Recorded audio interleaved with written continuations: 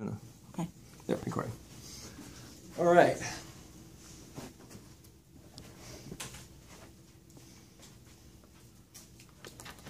Ladies and gentlemen, children of all ages, Ms. Toastmaster, fellow Toastmasters, and adorable guests. I'm so happy we're all together tonight to celebrate Mr. Rick Halstead. Rick, this is your life. All right.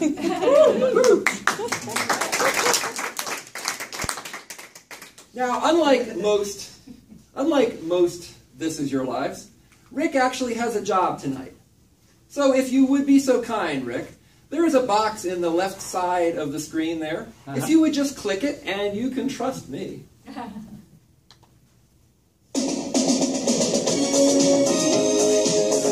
Yes, he has been Rick roasted. This is actually Rick several years ago. Speaking of several years ago, when Rick was just a young tyke, approximately 2 years old, he was caught in a closet. How was he caught in that closet, you ask? He stole a beer from his dad, and he was drinking it. And they came and found him. In fact, this picture was taken shortly after they found him. Oh, isn't he a cute little guy? There you go. Rick was actually a member of a large family. He has 8 brothers and sisters, grew up in Iowa, and one of his favorite things to do as a child was to get in snowball fights. Now, there was one particular occasion where Rick got in a snowball fight that he started, by the way, and he had to be rescued by his sister. Now, neither of them were very happy about this arrangement, but it led to a very good result, and that was Rick developed an attitude that he could do anything. He has a saying that I really appreciate. It's, the only thing you really own is your own attitude. That's a good saying. And that kind of attitude and that kind of can-do-itness led him to get in really good shape so that he could protect himself from those snowball fighters. And so here is an actual unretouched photo of Rick after he got his new attitude. And it wasn't just from his childhood, too.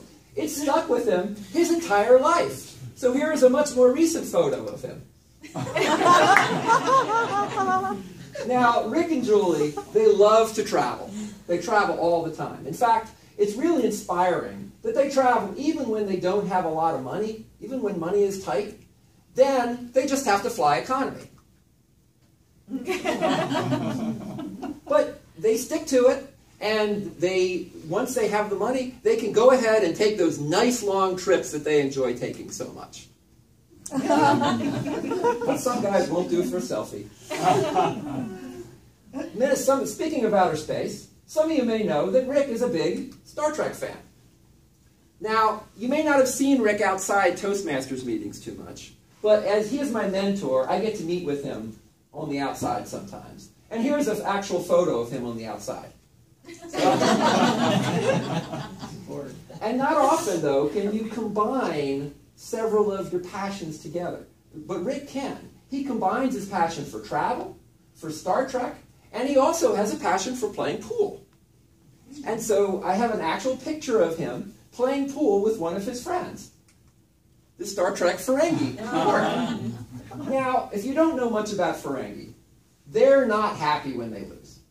And so Rick had the misfortune of beating Quark one time, and so he ended up in a rather uncomfortable situation. But he made it back safely to Earth. And you know, when he got back, he decided, fun and games are great, but I really got to buckle down. And so he went off to college. He went off to Syracuse University, in fact, and he got a Master's of Science in Computer Engineering. Now, that seems pretty good to me, right? But not Rick. Rick knew that he didn't just want a job. He wanted a career. He wanted something that he could enjoy his whole life and not end up in 25 years hating his job, having a midlife crisis, and buying a motorcycle. So he finally realized what was his calling, and he knew what it was. he knew he had to go back to college again. And so he did. He went back to college a second time. He did very well at Clown College. If you look closely at the award, you can see it says, biggest shoes to fill. This was early in his career, though. Later on, with much more experience, Rick really upped his game. Now, Rick not only likes clowning, he also has very eclectic tastes. Julie told me that he loves to go to the library and get out all different kinds of books and music on all different kinds of subjects, just to learn about them. And I really appreciate that. And one of his favorite topics is history. In fact, Rick takes part in a very little-known sport called statue reenactment. And here he is practicing his sport. Pretty good there, Rick. That was good. This was actually taken at a family celebration of his 50th birthday. Remember, he has a large family, 8 brothers and sisters. Well, by the time he went back to Iowa for his 50th birthday, the family had grown just a bit. But they were all... where's Rick? But they were all waiting to see him. And so as Rick pulled into the driveway, they showed how happy they were to see him again. They made a nice cake for Rick.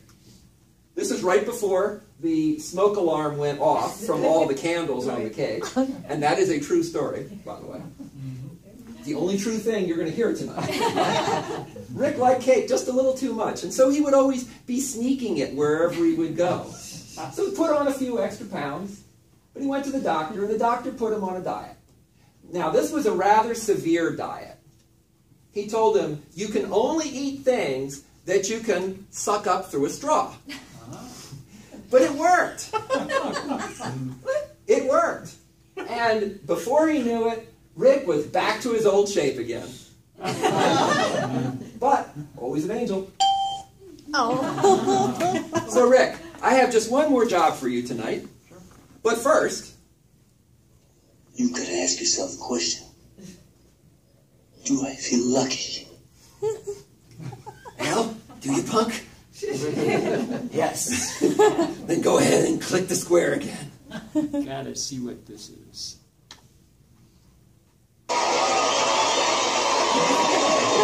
Rick, this is how we all feel about you. I think I speak for everybody in telling you that we appreciate you and Julie being here, helping us out, contributing, and most of all, contributing your friendship to our lives. Thank you, both of you. And thank you all for listening. All right.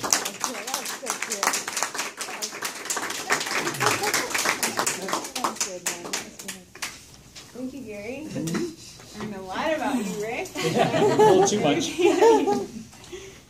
Partly true. Give you a minute to write your comments for Gary.